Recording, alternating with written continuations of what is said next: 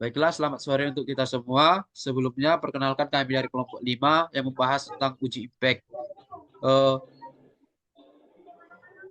Adapun kami dari kelompok 5 yang beranggotakan saya sendiri yang bernama Nikolus Sobek Theophilus Majunta dengan NIM 22338025. Selanjutnya teman saya. Harimas dengan NIM 22338017 dan Ya, selanjutnya perkenalkan nama saya Denditi Andika dengan NIM 22338009. Perkenalkan nama saya Muhammad Randa dengan NIM 22338024. Dan yang terakhir, saya sendiri, perkenalkan nama saya Diki Afen Malau dengan NIM 233810. Baiklah, kami di sini akan menjelaskan beberapa hasil diskusi kami mengenai uji impact. Uji impact. Yang pertama itu adalah sejarah pengujian impact. Sejarah pengujian impact terjadi pada masa Perang Dunia Kedua karena ketika itu banyak terjadi fenomena patah getas yang terjadi pada daerah alasan kapal-kapal perang dan tanker-tanker. Di antara fenomena patahan tersebut, ada yang patah sebagian dan ada yang benar-benar patah terbelah menjadi dua bagian. Fenomena patahan ini terjadi terutama pada saat musim dingin, ketika laut bebas ataupun ketika kapal sedang berlabuh.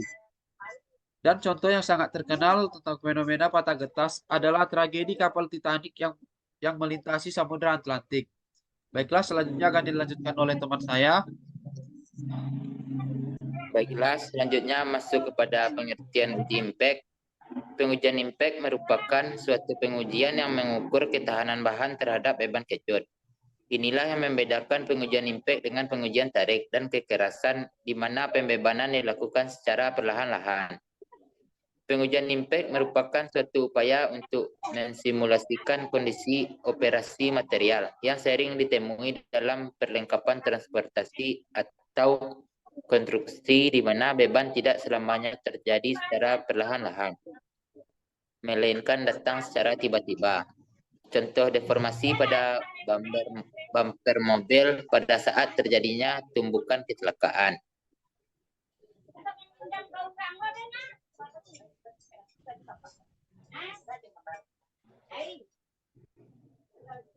Selanjutnya, prinsip dasar pengujian impact.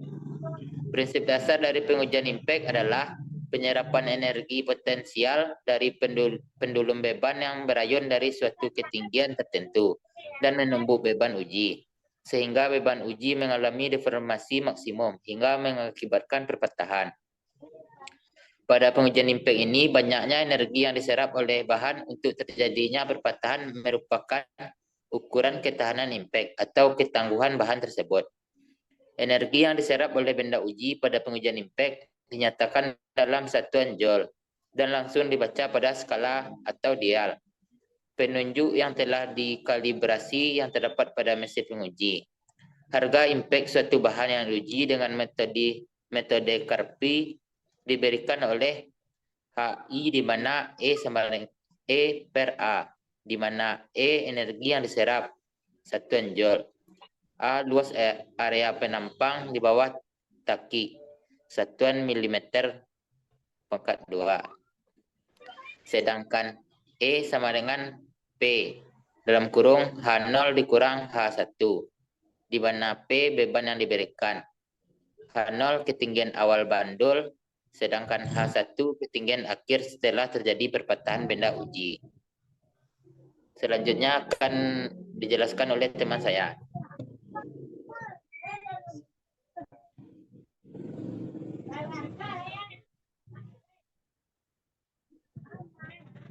Kepada Randa dipersilakan.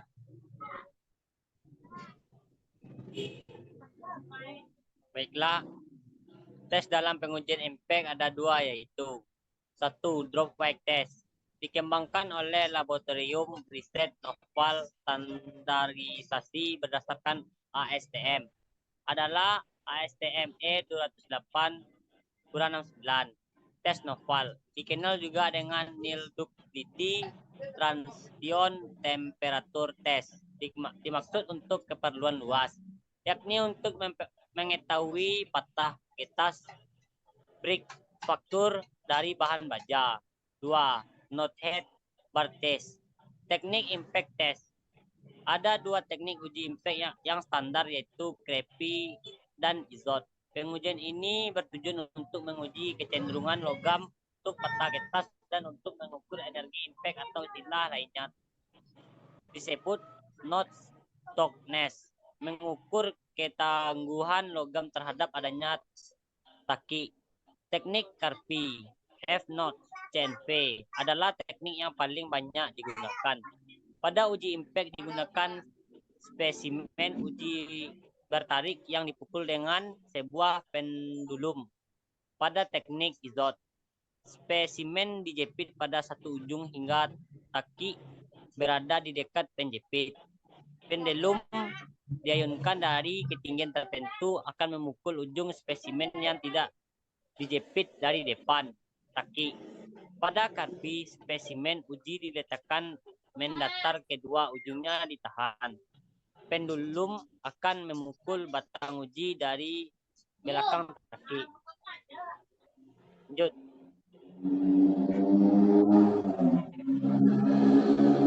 Satu, metode Karpi. Menggunakan batang impact yang ditumpu pada ujung-ujungnya. Benda uji Karpi mempunyai luas penampang lintang bujur sangkar dan mengandung taki P dengan jari-jari dasar 0,25 mm dan kedalaman 2 mm. Benda uji diletakkan pada tumpuan dalam posisi mendatar dan bagian yang tidak bertaki diberi beban impact dengan ayunan pantul. Benda uji akan melengkung dan patah pada laju renggangan yang tinggi.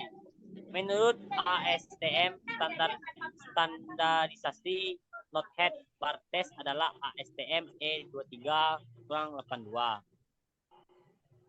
Inilah bentuk ilustrasi skematik pembenan impact pada benda uji Karpi dan Izot.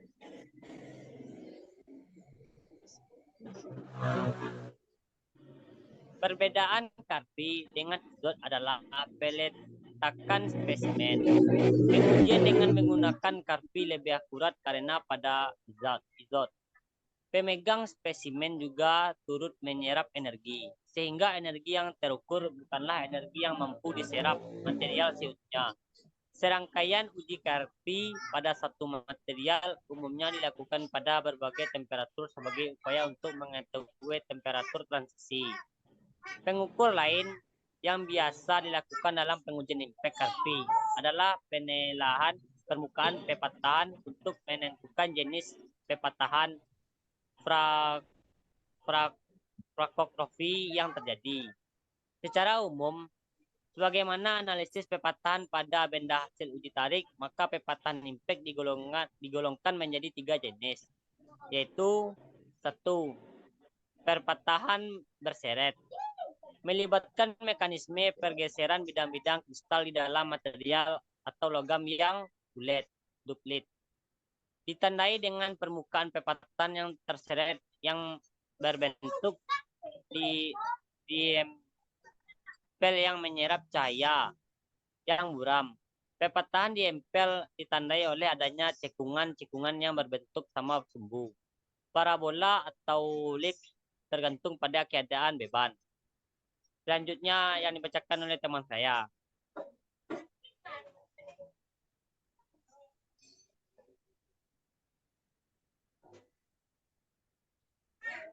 Baik, saya akan melanjutkan yang kedua ialah perpatahan granular atau yang disebut kristalin. Dihasilkan oleh mekanisme pembelahan atau yang disebut cleavage pada butir-butir dari material atau logam yang rapuh yang disebut brittle. Ditandai dengan permukaan yang datar. Selain itu, preset datar menampilkan kris sungai atau yang disebut volumetric. Ciri sungai disebabkan oleh perambatan retak melalui kristal sepanjang sejumlah bidang sejajar membentuk lembah dan tepi tajam sehingga memberikan daya pantul cahaya yang tinggi. Atau dapat kita lihat menjadi dia seperti mengkilap. Untuk yang ketiga ialah perpatahan campuran. Perpatahan campuran ini merupakan kombinasi dari kedua jenis perpatahan yang di atas. Dengan adanya pengaruhan kecepatan, maka bentuk suatu benda mempengaruhi kemampuannya dalam menahan beban impact. Pada temperatur ruang, sebuah batang logam ulet tidak akan mengalami perpatahan di bawah pembebaran impact. Untuk itu, spesimen tersebut harus dibeli nodes atau yang disebut stacking. Penggunaan nodes tersebut menyebabkan besarnya konsentrasi tegangan yang terlokalisasi yang membuat energi perpatahan paling banyak diserap pada bagian yang terlokalisasi tersebut dan cenderung menyebabkan tipe perpatahan getas. Kecenderungan material ulet untuk berlaku seperti material getas ketika rusak pada benda yang terdapat taki di dalamnya sering disebut dengan node sensitivity. Yang kedua ialah metode IZOT. Metode IZOT lazim digunakan di Inggris dan Eropa. Sampel uji ini memiliki dimensi ukurannya yaitu 10 x 10 x 75 mm yang ialah tinggi dikali lebar dan dikali panjang. Posisi taki berada pada jarak 28 mm dari ujung benda uji.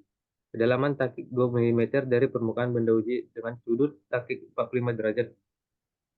Bentuk taki berupa benda yang diletakkan pada tumpuan dengan posisi vertikal dan dijepit. Berikut adalah gambar bentuk-bentuk dan ukuran benda uji IZOT.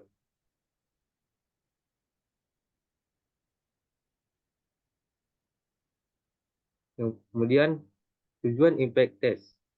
Impact test berguna untuk melihat efek-efek yang ditimbulkan oleh adanya takikan, bentuk takikan, temperatur, dan faktor-faktor lainnya. Uji impact dapat juga disebut sebagai suatu pengujian material untuk mengetahui kemampuan suatu material atau bahan dalam menerima beban tumbuh dengan diukur besarnya energi yang diperlukan untuk mematahkan spesimen material atau bahan.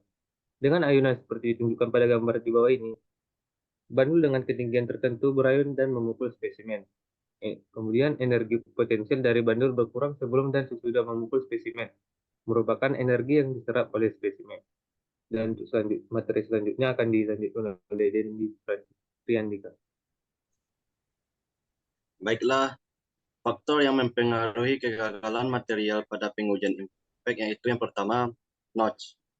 Notch pada material akan menyebabkan terjadinya konsentrasi tegangan pada daerah yang lancip sehingga material lebih mudah patah. Selain itu, notch juga akan menimbulkan triaxial stress. Triaxial stress ini sangat berbahaya karena tidak akan terjadi deformasi plastis dan menyebabkan material menjadi getas, sehingga tidak ada tanda-tanda bahwa material akan mengalami kegagalan. Yang kedua, temperatur. Pada temperatur tinggi, material akan getas karena pengaruh vibrasi elektronnya yang semakin rendah. Begitu pula sebaliknya. Next. Yang ketiga, strain rate. Jika perbebanan diberikan pada strain rate yang biasa-biasa saja, maka material akan sempat mengalami deformasi plastis karena pergerakan atomnya atau dislokasi. Dislokasi akan bergerak menuju ke batas butir lalu kemudian patah. Namun pada uji impact, strain rate yang diberikan sangat tinggi sehingga dislokasi tidak sempat bergerak, apalagi terjadi deformasi plastis, sehingga material akan mengalami patah transgranular. Patahnya di tengah-tengah atom, bukan di batas butir, karena dislokasi tidak sempat gerak ke batas butir. Selanjutnya dilanjutkan oleh rekan saya. Baiklah, adapun kesimpulan dari pengujian impact ini adalah pengujian impact adalah metode untuk mengukur ketahanan suatu bahan terhadap beban kejut. Metode ini melibatkan pemukulan spesimen dengan pendulum pada kondisi tertentu, seperti Charpy dan IZOT, yang umumnya digunakan.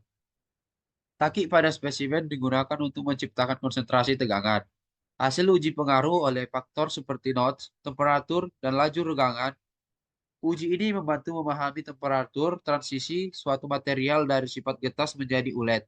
Meskipun tidak digunakan untuk perhitungan desain, pengujian impact memberikan pemahaman tentang sifat-sifat ketangguhan bahan dan dapat digunakan untuk membandingkan bahan yang berbeda.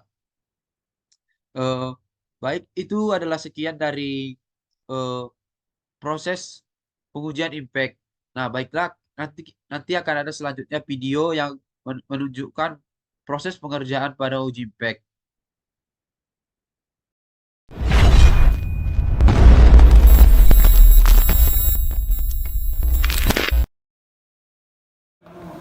Assalamualaikum warahmatullahi wabarakatuh. Selamat pagi teman-teman. Kali ini kita berada di praktikum pengujian material pada modul pengujian impact. Pengujian impact itu adalah pengujian ketahanan dari suatu material atau keuletan dari suatu material terhadap pembebanan yang ada. Ya, langsung aja kita masuk ke alat dan bahan. Nah, yang pertama adalah bahannya itu sendiri. Ini bisa kita lihat, ini ada 3 besi. Ini spesifikasinya kita pakai steel. Ini kita pakai steel. Nah, terus kita ini ada tiga pengujian. Yang pertama itu suhu terhadap suhu ruangan, yang kedua suhu panas, yang ketiga suhu dingin. Nah, nanti untuk selanjutnya yang kedua ada kompor elektrik untuk memanaskan material, yang ketiga ada termogan nanti untuk mengecek suhu dari material tersebut. Lalu ada jangka sorong ini untuk mengukur ini dari dimensi dari materialnya itu sendiri. Yang ketiga adalah ada kikir segitiga. Ini untuk membuat takian di material. Ini adalah alat uji cobanya. Ini adalah Charpy Impact Testing. Nah, sesuai dari sini. Nah, nanti untuk cara penggunaannya, yang pertama itu nanti kita akan angkat beban ini terlebih dahulu. Beban ini beratnya sekitar 95,6 Newton. Nanti mungkin pengenalan dari alatnya dulu. Nah, ini ada beban, terus ini tengah bebannya. Terus nanti ini untuk pengaitnya. Nah, ini untuk ukurannya. Ini nanti ukurannya joule. Nah, terus ini ada rem.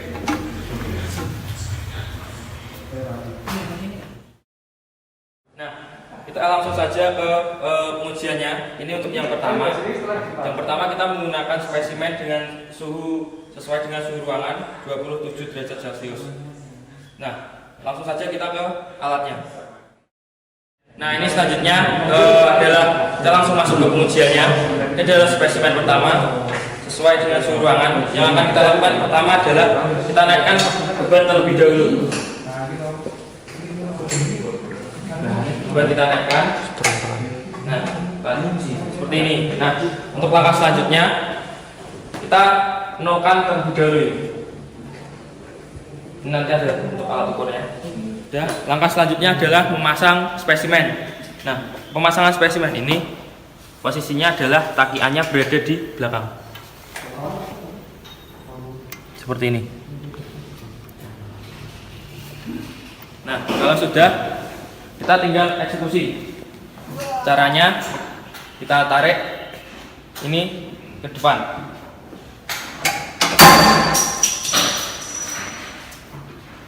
Nah, kalau sudah, kita rem. Lalu kita mendapatkan hasil ini 50 joule. Nah, itu untuk percobaan pertama pada suhu ruangan. Untuk percobaan kedua pada suhu panas akan kita lanjutkan setelah pariwara berikut ini.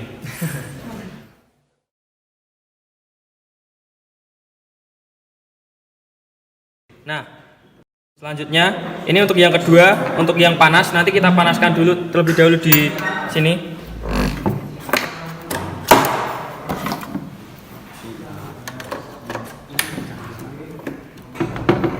Nah, nanti kita panaskan. Nah, sedangkan yang ketiga nanti kita masukkan ke freezer. Kita menggunakan spesimen yang sudah dipanaskan secukupnya, lalu kita ukur dulu suhunya. Nah, mengukur suhunya menggunakan termogan. Nah, ini di termogan pembacaannya sudah 45. Nah, sudah 45,9. Ini kita ambil pakai tang ya. Tadi pakai sarung tangan kita gagal terus. Nah, kita sudah pasang bebannya di atas seperti ini. Sama seperti yang pertama tadi, kita taruh takiannya itu di bagian dalam. Nah, seperti ini. Sudah, Setelah sudah, kita siap melepaskan beban ini. Nah, sebelum melepaskan, kita setting dulu ini ke 0 seperti ini. Lalu kita lepaskan bebannya. Nah,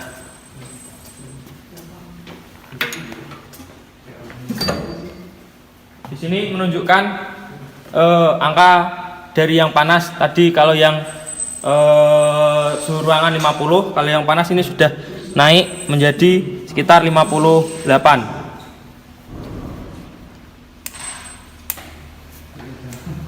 Nah, untuk yang terakhir kita ke yang dingin. Yang dingin sudah saya masukkan ke freezer kulkas. Nanti kita tinggal ambil, kita cek suhu, kita simulasikan lagi.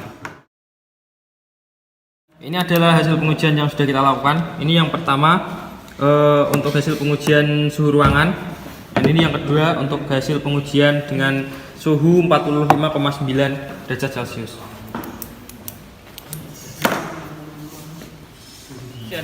Nah, untuk selanjutnya kita ke pengujian terakhir. Nah, pengujian terakhir yaitu spesimennya didinginkan di freezer. Nah, kita ambilnya pakai tang karena nanti kalau pakai tangan agar tidak cepat tereduksi oleh suhu tangan. Nah, langsung kita cek aja.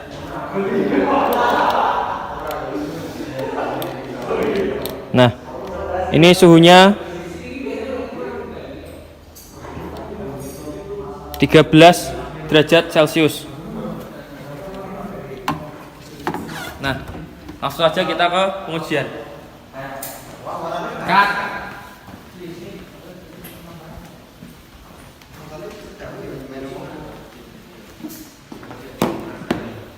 Action ya? Ya. Action. Take 2. Pengujian dingin. Nah, sama seperti tadi, yang kita lakukan adalah mengangkat bebannya terlebih dahulu.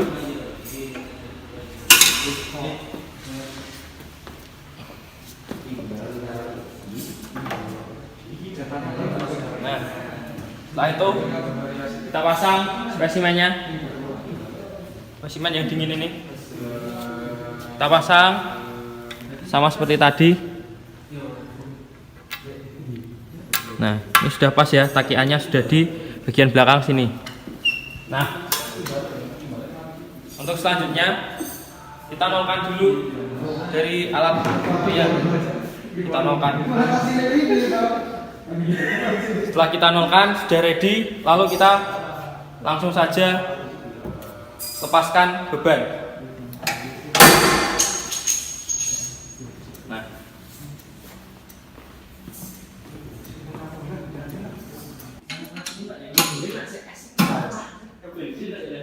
sudah, langsung saja kita bisa baca di sini. Nah, tadi untuk hentaan pertamanya itu sekitar 52-53 dari yang dingin.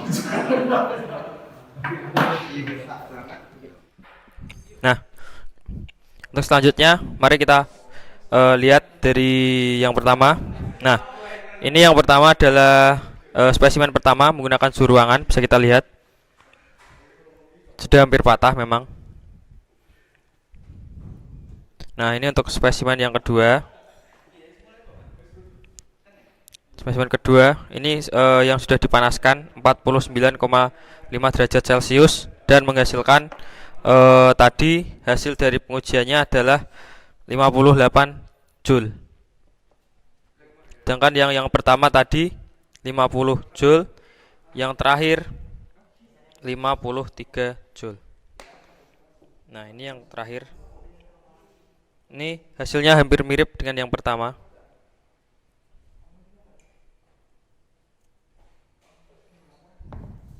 Nah, untuk selanjutnya praktikum pengujian impact sudah selesai. Nah, kurang lebihnya mohon maaf apabila ada salah kata. Nanti kalau ada yang bingung silahkan ditanyakan pada saat konsultasi sesuai dengan jadwal kelas masing-masing. Saya Pamungkas Wisnu Kusuma, pamit undur diri. Assalamualaikum warahmatullahi wabarakatuh.